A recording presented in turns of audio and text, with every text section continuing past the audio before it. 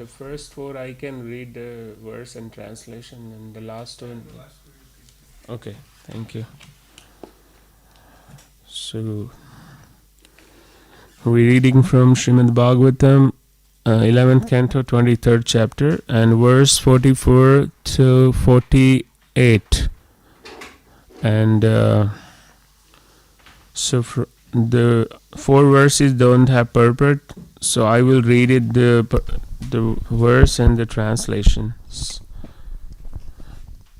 Šiandien skaitysim 11 Šrimad Bhagavatam 11 giesmės 23 skyrius 44-48 tekstus. Ir kadangi pirmieji tekstai neturi komentaro, tai tiesiog jos perskaitys. Pradžiam. Aniya atma mansa samihata hiranyamayo matsaka uditsvaste manaha swalingam parigraha kaman jushan nibhado gun sangato. So, translation: all the present along with the struggling mind within the material body, the super soul is not endeavoring, because he is already endowed with transcendental enlightenment, acting as my friend. He simply witnesses from his transcendental position. I, the infinitesimal spirit soul, on the other hand, have embraced this mind, which is a mirror reflecting the image of the material world. Thus I have become engaged in enjoying objects of the desire and am entangled due to contact with the modes of nature. Teksto vertimas. Nors aukščiausioji siela glūdi materialiame kūne, drauge su nerimstančiu protu, ji nieko nesiekia, nes yra nutvieksta transcendentinės šviesos. Ji yra mano draugas ir tiesiog stebi viską iš transcendentinių aukštybių, o aš, be galo maža siela, susitapatinau su protu, kuriame tarsi veidrodyje atsispindi materialaus pasaulio vaizdas. Ir pasidavęs troškimui siekti jūslių objektų dėl sąlyčio su materialios būties gunomis, pakliuvau į nelaisvę. Text 45. Dhanam swadharmo niyamas yamscha shrutam cha karmani cha sadvratani sarve mano nigraha lakshantahe parohi yogo manasa samadhihi. Translation: charity prescribed duties, observance of major and minor regulative principles, hearing from scripture, pious works, and purifying vows all have as their final aim the subduing of the mind. Indeed, concentration of the mind on the Supreme is the highest yoga. Aukų dalinimas, nustatytųjų pareigų vykdymas, pagrindinių ir antraeilių reguliatyviųjų principų laikymasis, šventraščių klausimasis, doringi darbai ir apalomieji įžadai, visi šie veiksmai skirti sutramdyti protą. Išties protos telkimas į aukščiausiąjį yra aukščiausiąjį jogą. Text 46. Samahitam yasya manaha prashantam dana dibhi kim vad tasya krityam asanyatam yasya mano vinshayat dana dibhi ste param kime bhi. Translation: if one's mind is perfectly fixed and pacified, then tell me, what need does one have to perform ritualistic charity and other pious rituals? And if one's mind remains uncontrolled, lost in ignorance, then of what use are these engagements for him? Jei protas yra sutelktas ir nurimdytas, sakyk, kokia prasmė imtis apeiginio aukojimo ar kitų religinių veiksmų? Ir kokia nauda iš minėtų veiksmų, jei protas nesutramdytas, paklaidintas neišmanimo?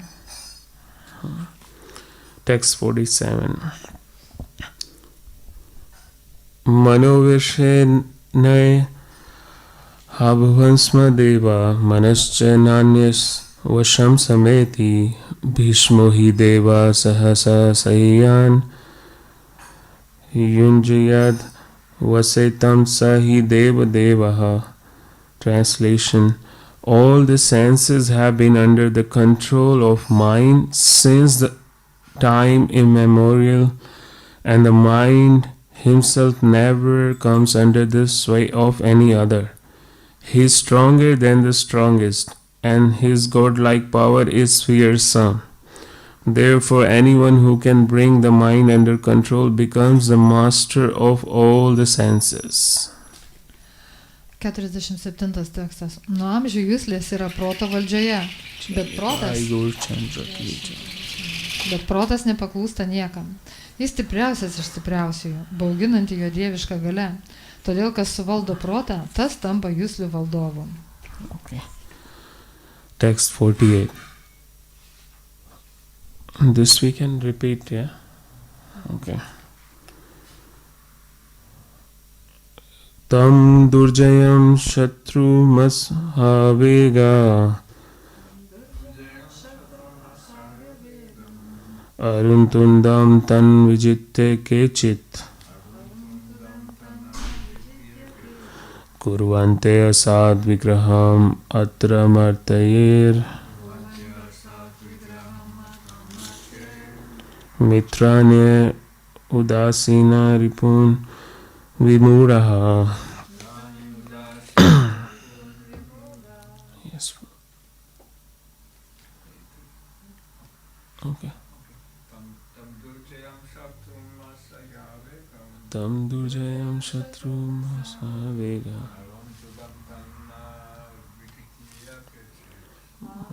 Tam tanarjitya kechit. Kurvante sa.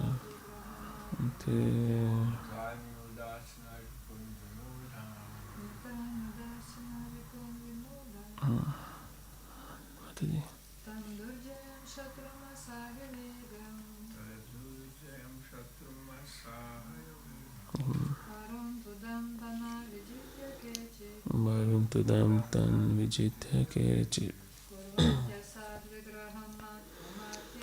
Kurvante sadvigramatramate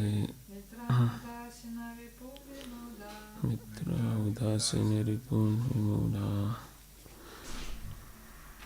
Tam, that.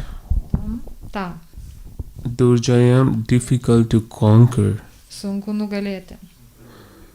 Satrum, enemy. Priešą.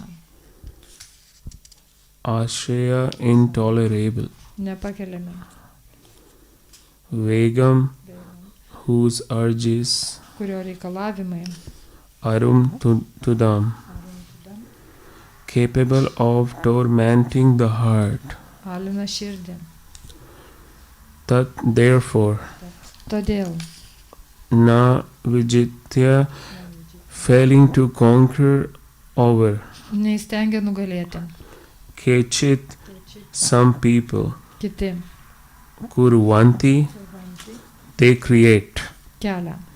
Asat, useless. Beprasmius. Vigraham, quarrel. Vaidus. Atra, in this world. Šiame pasaulyje. Matya, with mortal living beings. Su mirtingaisiais. Mitrani, friends. Draugais. Sorry. Udeshina, indifferent persons. Nešališkais. Ripun, and rivals. Ir priešais. Vimura, completely bewildered. Netekia orientacijos. Translation: failing to conquer this irrepressible enemy, the mind whose urges are intolerable and who torments the heart. Many people are completely bewildered and create useless quarrel with others.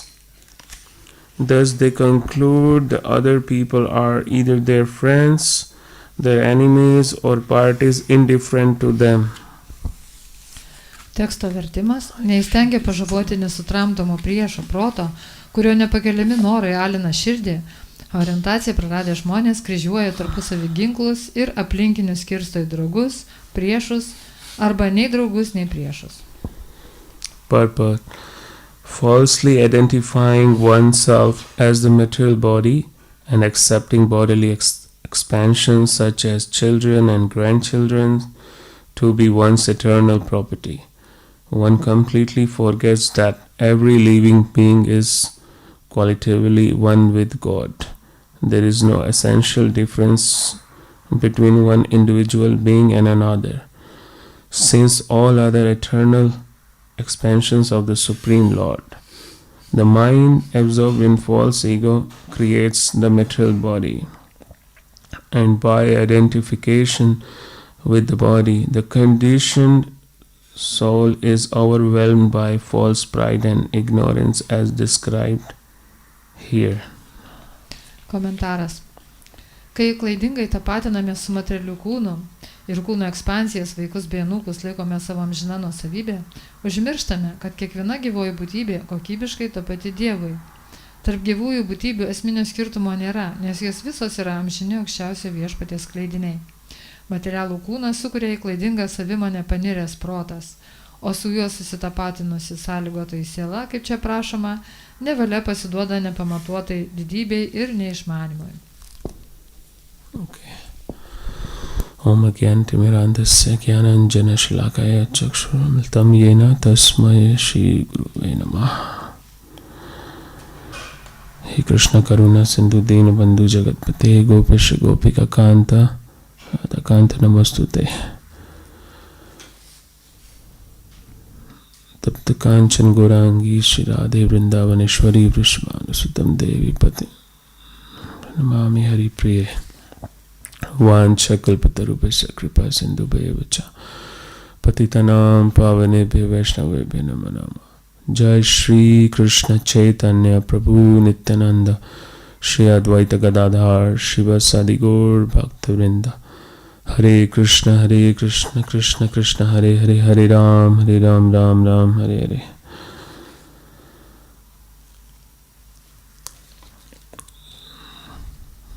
So this verse this teaches us the mind is very important factor in our life which we have to control. Taigi protas, kaip pagal šitą posmą, yra labai svarbus mūsų gyvenimo faktorius ir mes turim išmokti jį suvaldyti.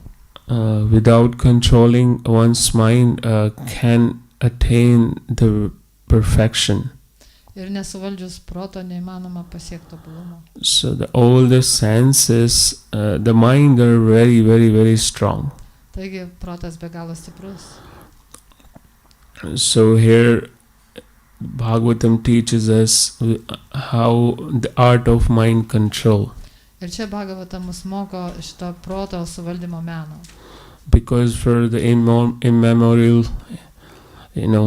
time we are suffering in this world. Mes kenčiame šitame pasaulyje nuo neatmenamų laikų. So how to train the mind? Tai kaipgi ištreniruota protą?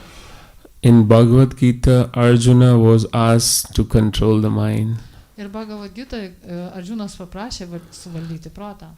He said, "Oh my dear Lord Krishna, it is very difficult to control the mind." Arjuna pasakė, brangus mano viešpati Krishna, labai sunku suvaldyti This is protą. as difficult as controlling the wind and controlling the wind and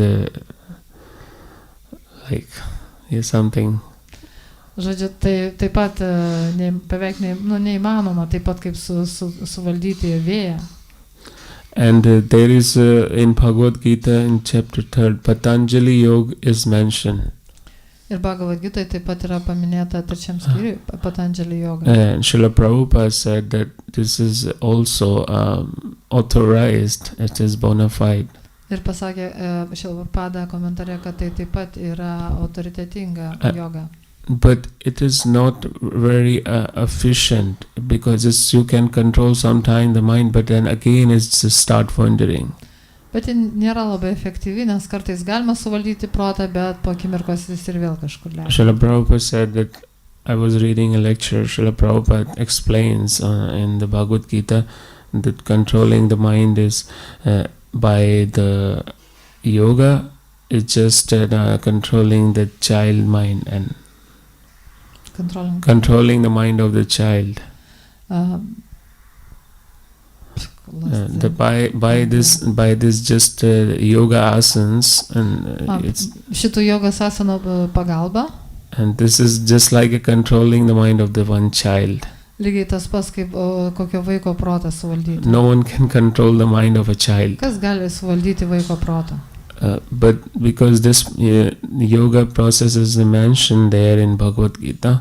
Bet Bhagavad Gita šitas jogos procesas yra paminėtas. So according to Bhagavatam, the real yoga is the bhakti yoga which is Srila Prabhupada has given. Ir pagal Šrimad Bhagavatam tikroji yoga yra bhakti yoga, kurią mums davė Srila Prabhupada. Also in the yoga asanas they have some rules and regulation how to control the mind.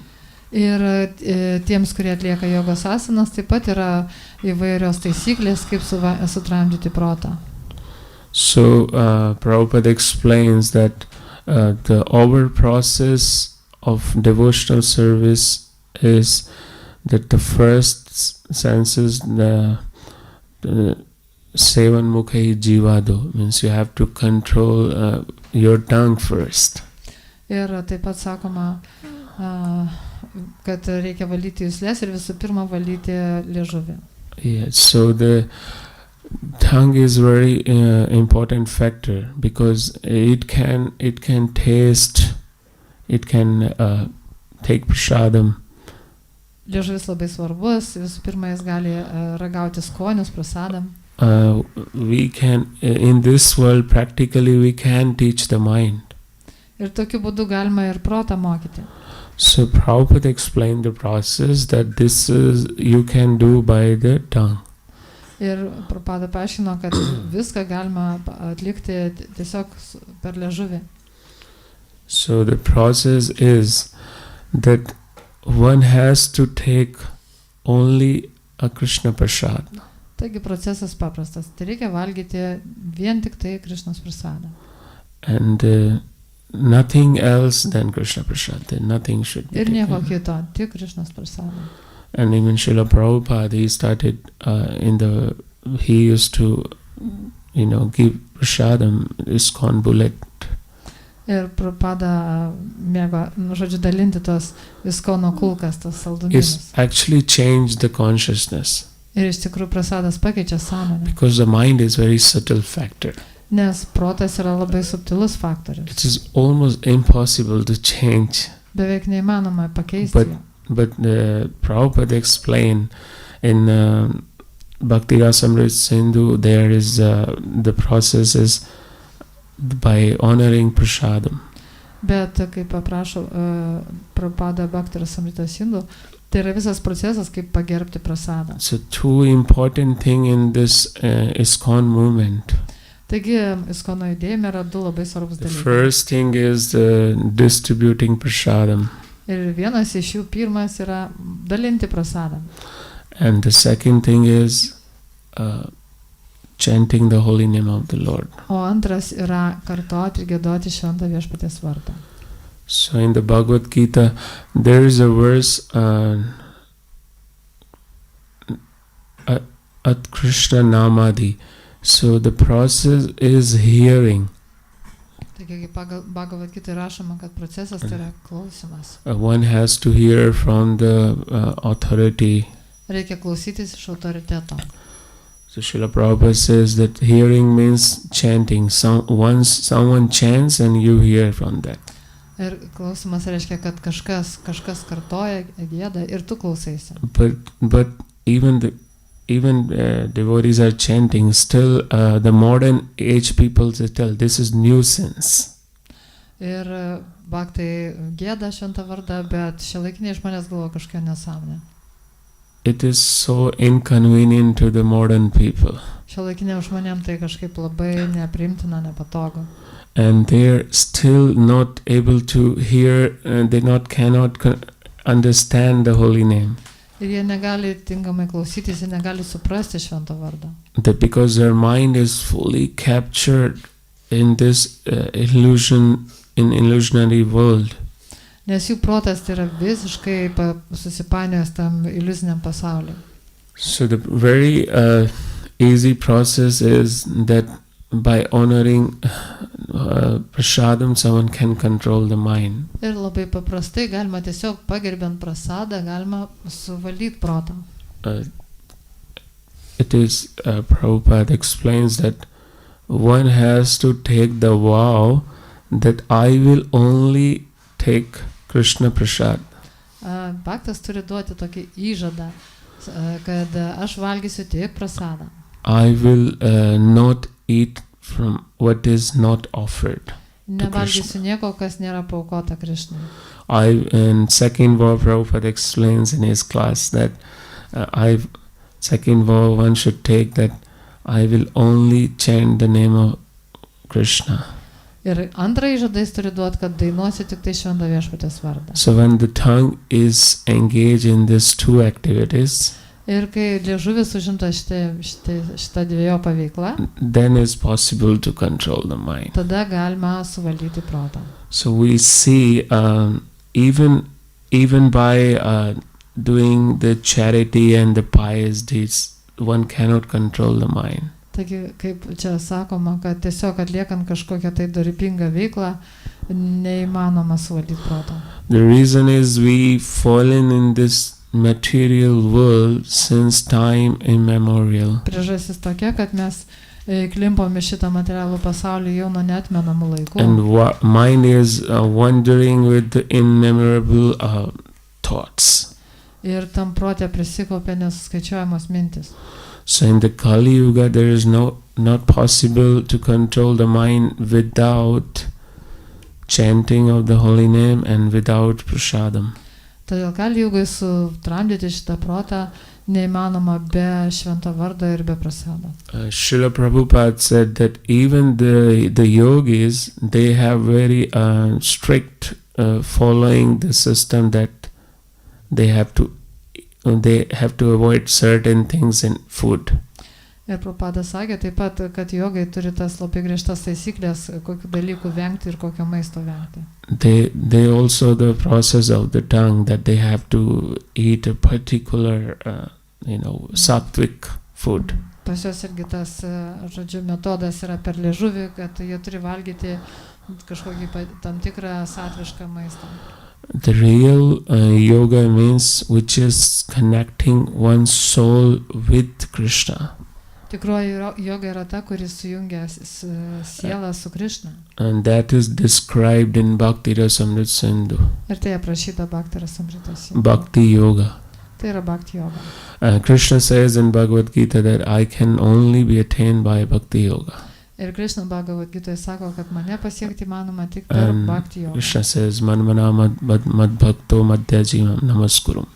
Like you offer your respect, you pay me dandavat, you worship me. Sako, tu garbink mane ir lenkis man.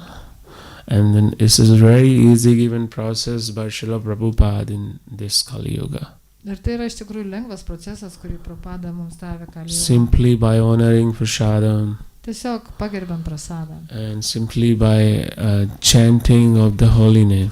Tiesiog kartojant šventą vardą.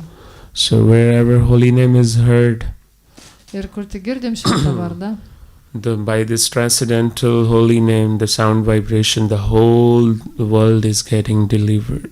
Ir dėl šitos transcendentinės vibracijos visas pasaulis išsivaduoja. We have an example, my friend Jagdishwar Prabhu, he was also came to Krishna consciousness. Turim tokį pavyzdį, Jagdishwara Prabhu. He heard the chanting. Jisai atėjo prisijungė prie judėjimo dėl kartojimo. So we see practically the Srila Prabhupada movement is how successful. Ir Prabhupada movement is very Ir successful. matom, kad Šilos Prabhupados judėjimas turi didžiulę sėkmę. And Srila Prabhupada did very wonderful, amazing process. Also, he was very delicious cooking for Krishna. Ir taip pat Prabhupada davė tokį puikų metodą, kaip gaminti skanius patiekalus Krišnai. And he was offering this he was feeding this prasad to people like us, like to Malechas in the West. Ir jis šito nuostabiu prasadu maitino tokius kaip mes mlėčius vakarų šalių. And we hear that how so many millions of souls, and they were so much attracted by this prasadam. Ir milijonai sielų buvo, jas pakerėjo šitas prasadas. They were then start conscious about their own self. Ir jas pradėjo suvokti save. And that is called like inquiring about oneself and athato brahma jigyasa. Ir tai sanskritu vadinama tatodžia brahma jigyasa. Tai reiškia klausti apie savo esmę, kas aš esu. That is what happening here in the verse, like with this brahmana. Ir va čia kas vyksta būtent tai su šito brahmanu. Whose mind was fully captured Jo protas buvo visiškai paniręs in the trap of illusion. Iliuzijos spąstus. And after so many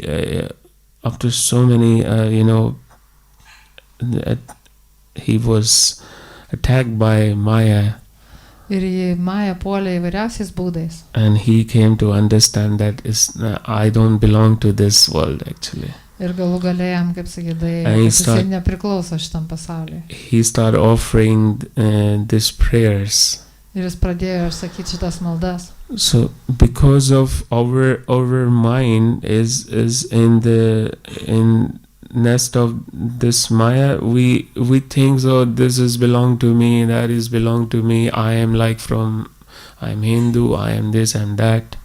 Ir vien dėl to, kad tas mūsų protas toks paniręs į tą iliuziją, mes galvojam, kad va šitas dalykas man priklauso, tas taip pat priklauso, va aš esu tas ranas. And this goes on for life after life after life after life, this suffering. Tęsiasi tos kančios tokios, tęsiasi gyvenimas po gyvenimo. And Srila Prabhupada says we are so unfortunate. Prabhupada sako, tokia nesėkmė. That that's even after getting a human birth, we still don't realize. Kad tokia nesėkmė, kad mes net gavę žmogaus kūną visi nesuprantame. As Prabhupada said that when we are giving the process of holy name, Ir Prabhupada sako, kad mes duodam žmonėms and then it still is like people call it, the modern people, nuisance. Kad mes duodam žmonėms šitą nuostabų metodą kartoti šventus vartus, o šiuolaikiniai žmonės tai laiko kažkokia nesąmonė. But according to Chaitanya Mahaprabhu, this is the only way in Kali Yuga one can be delivered. Bet pasak Čaitanijos Mahaprabhu, tai yra vienintelis būdas žmonėms Kali Jugą išsivaduoti. And this is the only way that our mind can be fixed upon the lotus feet of Krishna. Ir tai yra vienintelis būdas, kaip mūsų protas gali susitelkti viešpaties lotoso pėdas. So here we see that the Brahmana, he had so much opulence and he collected so many things. He was in a very good material condition once. Ir matom, kad šitas Brahmanas, tai materialia prasme buvo iš pradžių sėkmingas ir tiek prikaupė turtą. And that is actually reason we are trapped in this world, because of our false ego and all this, our identification with this material body.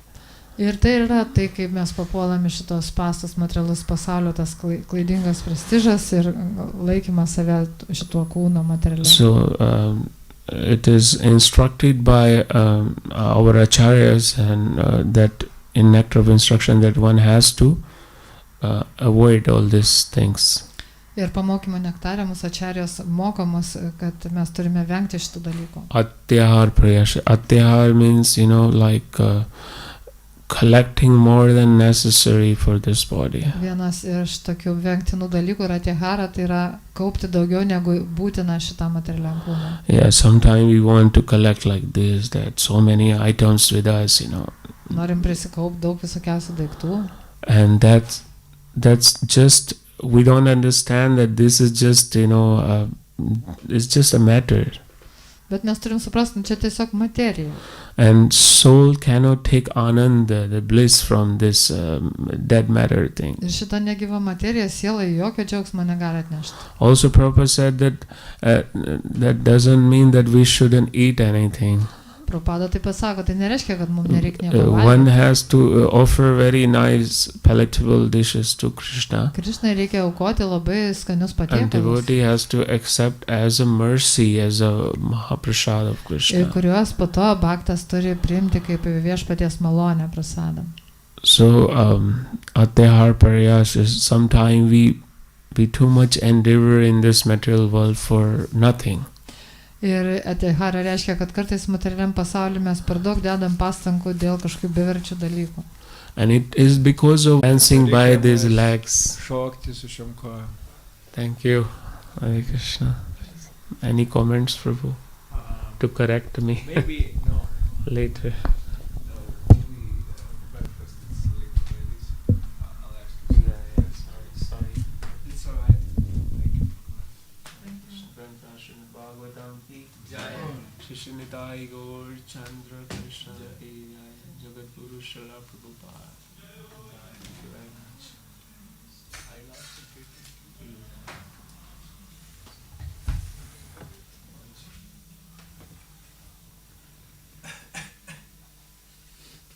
You alright? You feeling sick? I'm a little, yeah, weak.